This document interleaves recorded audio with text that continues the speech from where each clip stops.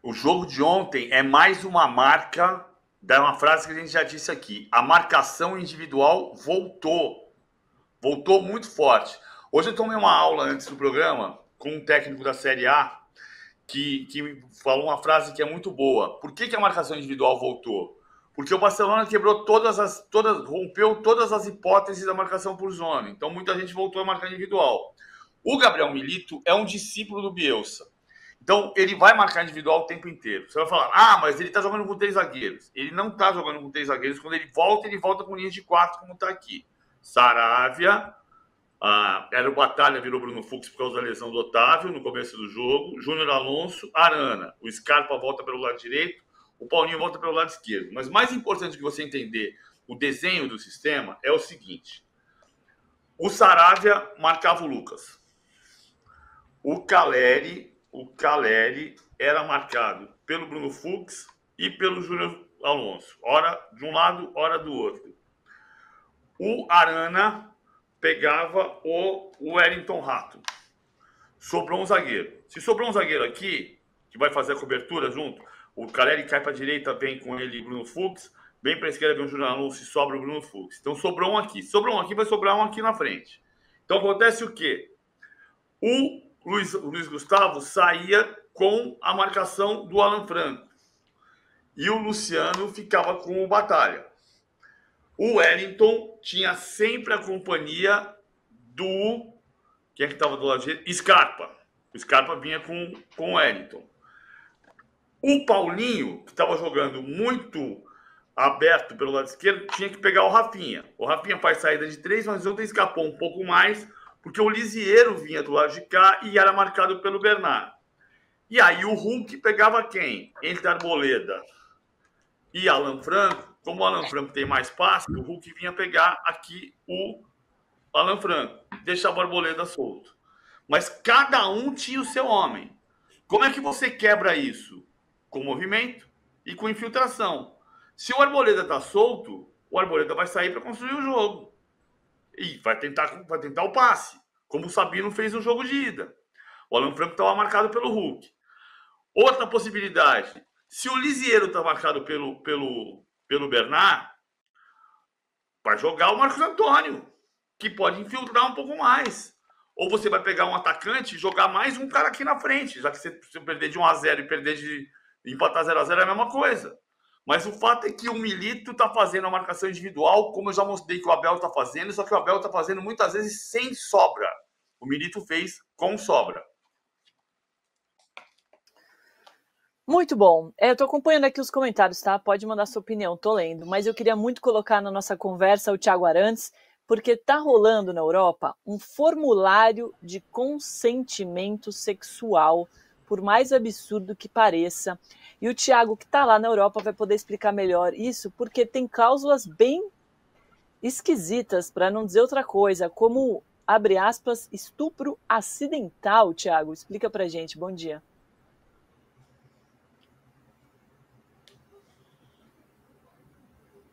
Ih, tá no mudo, Thiago. Agora vamos. Não estamos te ouvindo. Boa tarde, Domitila. Agora sim, né? Boa tarde, Domitila, PVC, Hernan, Andrei. Desde que eu comecei a trabalhar com futebol, e já faz algum tempo, a gente escuta essas histórias. Né? Não, porque tem jogador que faz contrato, que faz contrato com namorada, que faz contrato com alguma mulher que ele eventualmente vá sair. Mas eu nunca tinha visto um contrato desses, né? Eu nunca tinha visto a prova material. E ontem a gente teve acesso aqui a um contrato desse tipo, que é um contrato que está circulando na Europa já há algum tempo, e que eu tomei conhecimento porque ele chegou à Espanha, e o Miguel Galán, que é um dirigente aqui, que ele é um famoso opositor da Federação Espanhola de Futebol, ele divulgou no X, né, no antigo Twitter dele, e fui atrás do Galán, já falei com ele algumas vezes, ele me passou esse contrato, e realmente é um documento que é aterrorizante, assim, ele tem cláusulas absolutamente esdrúxulas, como, por exemplo, tem uma série de... É como se fosse um checklist, né, do que se pode fazer, o que não se pode, tudo em teoria pactado antes de um encontro, ou enfim, antes de alguma relação. E um dos termos é falando disso, de se houver um estupro acidental, é exatamente esse o termo, o contrato está em inglês, mas ele também tem uma versão em espanhol. Se houver um estupro acidental, se acontecer alguma coisa ali que não estava nos itens anteriores, aí a mulher, né, a pessoa que assina o contrato, que consente no contrato, ela pode aceitar que isso foi um acidente, ou ela pode dizer que não, que aquilo ali tem que ser conversado posteriormente entre as duas partes. É absolutamente esdrúxulo, né? Enfim, é uma situação realmente bizarra, mas isso acontece, Domitila, PVC, Hernan e Andrei, depois de alguns casos que a gente teve recentemente. O mais recente deles, do Rafa Mir, né, o atacante do Valência, chegou a ser preso por 2 dias, foi liberado e vai responder o processo em liberdade por agressão sexual a 2 mulheres em uma festa na casa dele. E o mais famoso dos casos, o caso do Daniel Alves, que foi condenado em primeira instância, está solto, mas vai ser julgado ainda em segunda instância, possivelmente ainda esse ano, e vai ser julgado no Tribunal Supremo da Espanha. Eu até falei com o Andrei ontem, né, sobre isso, e ele me explicava que esse contrato, no Brasil, ele não teria, esse formulário, ele não teria validade. Ontem eu consegui conversar com alguns advogados aqui também, e me disseram que na Espanha também não, porque a lei espanhola, ela prevê que o consentimento ele pode ser mudado, né? A pessoa pode mudar de opinião a qualquer momento, então não dá para você fazer um contrato prévio a qualquer tipo de relação. Mesmo assim, é aterrorizante, assim. Eu não sei nem qual palavra que eu uso para a gente ver que tem jogadores que estão passando em grupos de jogadores, entre eles, isso está circulando em grupos de jogadores, né? Do tipo, ó, galera, quem quiser sair agora, ó, tem esse contrato aqui, ó, tal, tem isso aqui para colocar para a pessoa assinar, não sei o quê, enfim. É uma mistura de prepotência com ignorância, com várias outras coisas, né, Domitila? Thiago, o que me deixa mais impressionada é que, diante de tantos casos de estupro envolvendo jogadores, em vez da Federação Espanhola e de outras federações pensarem, e os próprios jogadores, né, em medidas para se educar, para educar os companheiros, para entender a importância da educação mesmo, né, para saber que não é não, que parece uma coisa simples, mas a gente vê que na prática não é isso que acontece, eles criam um documento para tentar se proteger com esse absurdo, não só jurídico, como um absurdo da humanidade, né? Perdemos como humanidade, PVC. Sabe que tem... Eu tava procurando onde é que tem no YouTube, tem um meme, não é um meme, não é um Porta dos Fundos, mas é um sketch que brinca com essa situação, né? Que o cara tá namorando com a menina e aí eles estão quase transando, e aí o cara fala, não, assina aqui. Aí começa a fazer o checklist, aí ele fala, pera, já volto. Onde você vai? Vou no cartório registrar em cartório, reconhecer firma. É um absurdo, é uma brincadeira do YouTube que vira mundo real. É inacreditável. É inacreditável. É o que você está falando, cara. A relação é ou não é não. Isso vale para todo mundo. Isso vale para as mulheres mais, porque as mulheres são vítimas de estupro, evidentemente. Mas se você estiver no meio de uma transa e você disser, não, cara, não tô afim. Não quer. Qualquer pessoa, qualquer ser humano. Então, assim, é assustador, claro que é assustador. E é o que você falou, o que precisa investir é investir em educação, é investir em respeito, é investir em relações pessoais que sejam com base em respeito. É esse o ponto central. E é um ponto, às vezes a gente acha que é só o jogador de futebol brasileiro, mas o atleta, de um modo geral, todos os atletas de alto nível, teve o caso do Mike Tyson, lá nos anos 90, né, que foi preso. Que todo cara que se achar acima da lei, ele não está acima da lei. Ninguém está acima da lei. Ninguém está acima do respeito e ninguém está acima da lei. O Andrei, e o Thiago já adiantou, né, que na Europa, na Espanha, isso não seria aceito juridicamente, nem no Brasil, né? Eu acho que vocês tocaram nas questões mais importantes, né, que não são nem questões jurídicas, né, é uma questão cultural, uma questão de educação mesmo, da gente avançar como sociedade, da gente se humanizar, né? O não é não, E o sim é sim. Isso é uma questão bem objetiva, ainda mais na intimidade. Agora, juridicamente, a gente pode dizer, e ontem eu falei isso com o Tiago, que era preciso dar uma olhada na legislação espanhola, mas a gente tem na legislação espanhola algo parecido com a legislação brasileira. O sistema jurídico ele é montado de acordo com algumas especificidades, né? Tu tem duas grandes ideias de direito, caminhos para o direito. Um se chama civil law, que é como o Brasil trabalha juridicamente e como a Espanha trabalha juridicamente. O que é isso? É um sistema jurídico que se baseia em normas escritas. Então, o que está escrito na legislação acaba sendo mais importante. E a gente tem outro sistema, que é o sistema do common law, que é na Inglaterra, que é nos Estados Unidos, que é um sistema jurídico que se baseia mais em precedentes judiciais e também em contratos estabelecidos. Então, obviamente que nenhum contrato, ainda mais num sistema como o nosso, Domitila, ele pode contrariar o direito. Mesmo sendo um contrato estabelecido antes de um momento de uma relação, esse contrato ele não pode contrariar o direito. O consentimento ele pode ser retirado a qualquer momento. Principalmente no nosso sistema, onde as leis são absolutas. Um sistema mais pactuado, mesmo assim, seria também um grande absurdo. O que eu entendo é que tanto no Brasil quanto na Espanha, pelo que o Tiago traz, esse documento não isenta ninguém de absolutamente nenhuma responsabilidade por uma agressão contra uma mulher. Poderia, claro que sim, e aí tanto no Brasil quanto na Espanha quanto na Inglaterra, ser usado como um elemento, mais um elemento de prova no caminho da defesa. Mas ele não possui um valor suficiente para, com base exclusivamente nesse documento, isentar alguém de uma responsabilidade por qualquer tipo de violência. Ou seja, esse documento, desacompanhado de outras provas, ele não vai isentar ninguém de uma responsabilidade criminal, nem no Brasil, nem na Espanha, e acredito que em nenhum outro lugar. Né? Mas, para mim, como advogado, como jornalista, eu conversei com alguns criminalistas, né? Essa é uma área que eu não domino, a área do direito criminal. O direito tem várias especialidades. Eu conversei com 2 advogados criminalistas no Brasil também para entender essa reportagem que o Tiago trazendo para o Brasil, fazendo um estudo paralelo, aí, um estudo comparado para saber como é que seria no Brasil. E a ideia geral, o resumo geral, é que é um grande absurdo jurídico e que isso não vai servir para absolutamente nada. O não continua sendo não, a violência continua sendo violência e as mulheres estão protegidas pelo direito no Brasil. Então não é um contrato desse que pode ser imposto numa situação completamente constrangedora para a mulher que vai mudar essa realidade.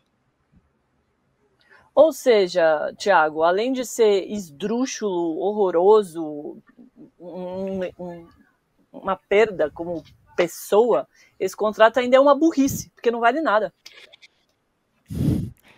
Então, acho que mostra um pouco que os jogadores realmente eles vivem no mundo à parte. Né? Eles acham que eles estão acima da lei ou que eles estão acima do sistema, né, judiciário e do sistema social em geral, a ponto de pensar que eles podem submeter alguém a um contrato e estarem absolutamente livres, né, de ter que cumprir a lei. Thiago, eu fiquei com uma dúvida aqui que talvez mais alguém tenha também.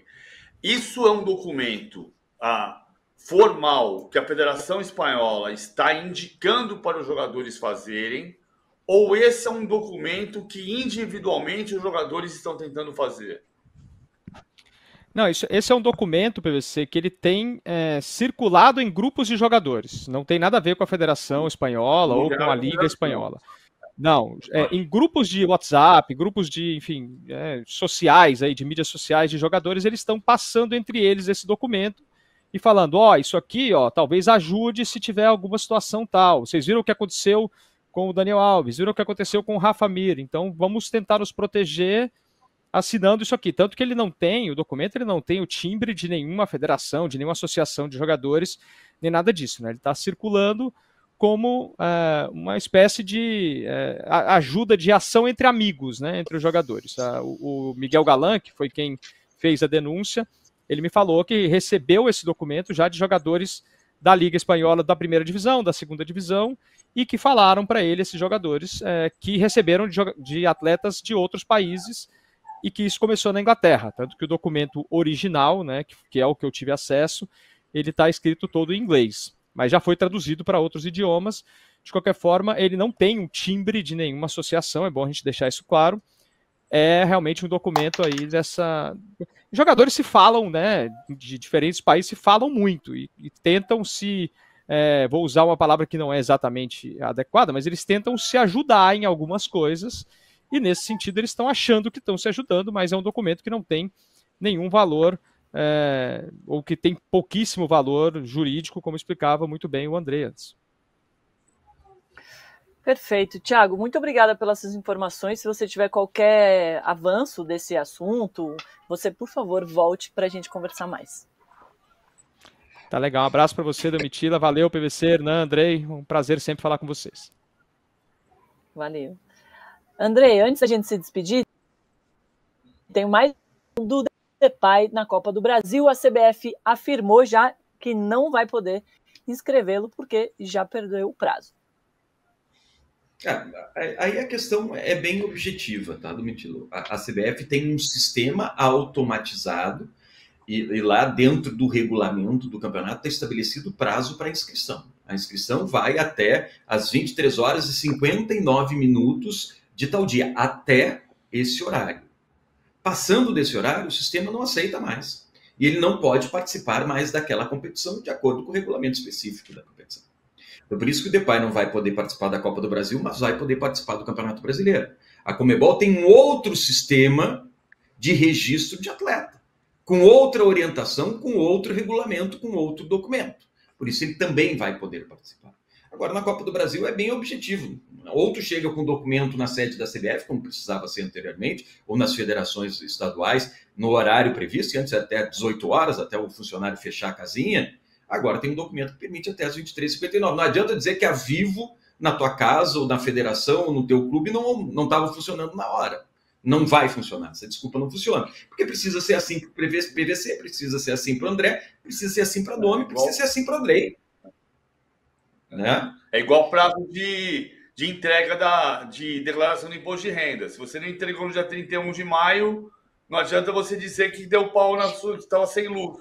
Porque você podia entregar do dia 1º de abril ou dia 31 de maio. E mesmo sendo responsabilidade do clube que não passou o documento, não muda absolutamente nada, não passou. Que pena, né? Vamos escrever nos campeonatos que pode. Só antes de ir embora, eu lembro da frase do André aí, que me marcou um pouquinho de dor de cabeça para a CBF, PVC e Domi, e quem está acompanhando com a gente. Eu acho que essa semana, e a gente tem trazido aqui no De Primeira, e vocês têm conversado muito no De Primeira, tem duas questões que são importantes, que estão gerando irritação, estão gerando debate, e talvez tragam aprendizados importantes para o futebol. São duas questões muito importantes para a economia do jogo, para a proteção dos clubes e para a segurança jurídica. Primeiro, essa questão do São Paulo. Né? O que vai ser feito agora nos regulamentos de campeonato e também no Código Brasileiro de Justiça Desportiva, com relação a um elemento probatório importante e com relação a essa regra que determina 48 horas da apresentação da súmula. Isso vai ser discutido, isso vai ser mudado. Isso está trazendo uma dor de cabeça para a CBF. E ela vai ter que... Ela tem gente competentíssima lá dentro, sou amigo de muitas pessoas lá dentro que trabalham no jurídico e, obviamente, que eles vão trabalhar com isso e estão pensando nisso. Outra questão diz respeito ao Pedro. A questão do Pedro e da indenização que a FIFA vai pagar depois de 28 dias, provavelmente o Flamengo também vai entrar com um pedido, de acordo com o que traz a Lei Geral do Esporte, para a CBF indenizar o clube pelos 28 dias em que ele não vai poder jogar e que não é indenizado pela FIFA. Isso também pode trazer um aprendizado para os clubes começarem a olhar a nova Lei Geral do Esporte e entender que quando o atleta está na seleção brasileira, a responsabilidade pela integridade física do atleta é da seleção brasileira, inclusive economicamente. Então a gente teve essa semana aí e na semana passada algumas questões muito importantes que estão trazendo uma discussão interna importante dentro da Confederação Brasileira de Futebol também. Perfeito, André. E aí qualquer mudança na lei, qualquer atualização, você volta aqui, por favor. É sempre um prazer. Obrigado, Domitila. Um beijo para ti, para o André, para o PVC. Estou sempre acompanhando vocês. Tchau, tchau. Valeu, André. André, hoje tem o Dia da Transparência no Timão. O que é isso e como isso pode mudar alguma coisa no time, se é que pode mudar alguma coisa? Eu estou ouvindo. torcedor do Corinthians está assim, ó, amém, até que enfim vem esse dia da transparência. Eu conversei com o Augusto Melo antes do jogo contra o Juventude e ele falava da data marcada, sexta-feira, 15h, essa entrevista coletiva que vai ter a participação de todo o grupo de trabalho hoje que o Corinthians tem, né? Que é o grupo de trabalho, inclusive, que o Augusto Melo diz que é um grupo, além de um grupo de trabalho, é um grupo de confiança. Porque lembrando que a diretoria, quando foi montada para 2024, né, para o começo da gestão Augusto Melo, houve um rompimento ali entre ele e o Rubens Gomes, o Rubão, que era o diretor de futebol estatutário, né? E assim, o que eu ouço muito nos bastidores do Corinthians é que a coisa começou a desandar quando o Augusto Melo queria trazer o executivo de fora e o Rubão não queria, porque ele queria tomar conta do departamento de futebol. Então ali começou um racha, né? E aí teve vários desdobramentos. Hoje, o cara de segurança, o cara de confiança do Augusto Melo é o Fabinho Soldado, que está grande dentro do Corinthians, né? Principalmente depois da vinda do Memphis Depay e das contratações e na questão do custo. Então, o que é o dia da transparência? Desde o começo da gestão, o Augusto Melo tem feito auditorias. O Augusto Melo tem feito uma varredura em tudo que foi feito nos últimos 16 anos, quando o outro grupo político passou por lá, que tinha André Sanches, que tinha Mário Gobi, que tinha também o Duílio Monteiro Alves, né? Então, assim, todo esse processo do Corinthians da última gestão tem uma varredura, tem uma auditoria e o Augusto Melo tem falado isso em entrevistas e muito no off, ali nas conversas, né? Conversas sem gravar. Vocês vão se surpreender com as coisas que a gente está encontrando aqui no Corinthians. Eu quero acabar com isso, eu quero colocar tudo em pratos limpos, vocês vão ver, vão se surpreender e o trabalho precisa seguir. Não estão deixando eu governar, segundo palavras do Augusto Melo. Então, hoje à tarde, a apresentação dessa transparência do que o Corinthians encontrou, do que a gestão encontrou, eu estou muito curioso para ver. E eu entendo que não só quem cobre o Corinthians no dia a dia, mas também, principalmente, a torcida precisa saber o que o Augusto Melo encontrou, o que o grupo dele encontrou, que é tão grave assim e que a gente vai acompanhar hoje à tarde. PVC, tem um comentário aqui do Daniel Pamplona, que está sempre aqui com a gente, falando assim, opa, dia da transparência numa sexta-feira 13 pode ser um horror. Eu acho que é muito justo o Augusto mostrar tudo que ele acordou das gestões anteriores. É muito perfeito que se faça isso. É muito importante também dizer para onde foi o dinheiro da empresa laranja, do caso da rede social, da VaideBet, do caso VaideBet, que está entregue à Polícia Civil, a Polícia Civil está investigando, daqui a pouco vai explodir o que aconteceu. Mas é muito importante entender, porque já tem gente que sabe por que o dinheiro foi depositado em tal conta e não em outra conta. E isso é muito importante também. Tem questões de todas as gestões anteriores. Tudo que foi possível mostrar, mesmo que tenha crime prescrito no passado, é importante mostrar. Mas tem uma pergunta desta gestão que também precisa ser respondida. Por que o dinheiro caiu numa empresa laranja, uma empresa que não existia? Tomara que eles respondam a isso também. A gente vai estar acompanhando, obviamente, aqui no UOL, em todas as nossas plataformas. A reunião começa às 13h e a gente volta segunda-feira, às 11h da manhã, com você, eu espero. Muito obrigada pela companhia essa semana, pelas mensagens, pelos likes e juízo. Bebam água. Até segunda-feira.